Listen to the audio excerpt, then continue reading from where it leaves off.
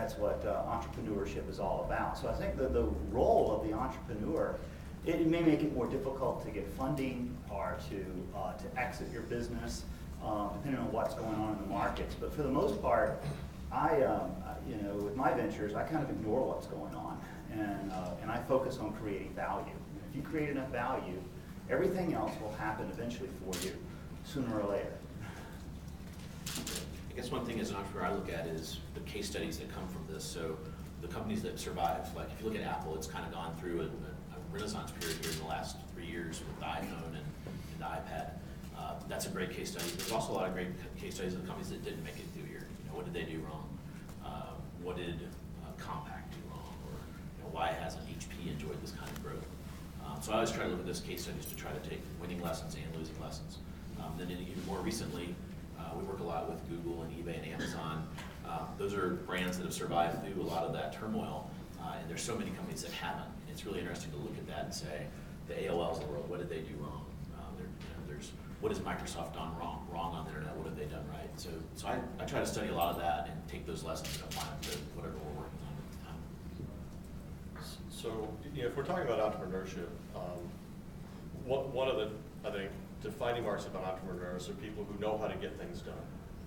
Right? Where they go, they know how to get things done. They're attracted to where they can get things done.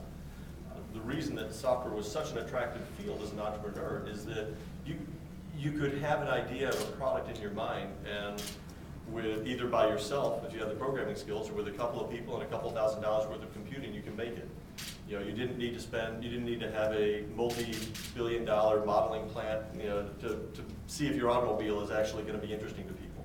You didn't need to have, if you're sort of making a hardware product, the amount that you had to put into it, the capital that you needed access to even see if you were even on the right track, was a lot higher bar, right? With entrepreneurship, once it's in your head, a lot of the work is done. You're implementing it very, very quickly. And so I think it's a very fertile ground for entrepreneurs to be attracted to. It's a place where you can get things done very rapidly.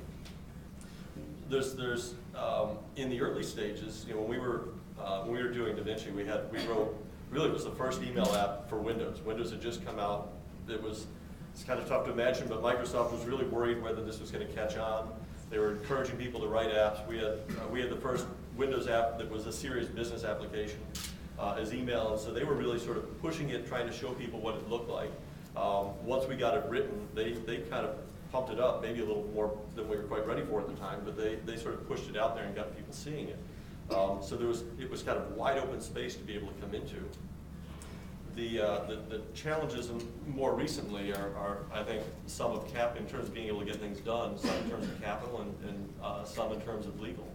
That when we worked on DaVinci, it was really just a matter of, could we figure out a good way of doing email and then implement it?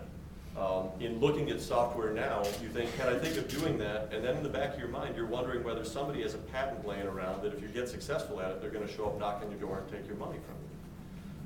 And to a degree, I mean that there's a patent system that I feel like kind of gets in the way of and inhibits software development. Sometimes you kind of have to say, okay, we're going to do it. We'll just have to see what happens when it happens. But I think it's a challenge that didn't exist before. Another thing is that in terms of in terms of the way that you're developing, I think it's much more dependent upon what other people are doing. When we were developing our first apps, it was sort of a world unto itself. You ran inside of our app, that was it. As you're developing applications now, there's more platforms that you're aware of. There's more other applications out there that you want to make sure that you can work with and interoperate to be successful. It's more of a social venture in terms of what you connect with and the good bets you make in terms of what you're going to interoperate with than I think it was early on.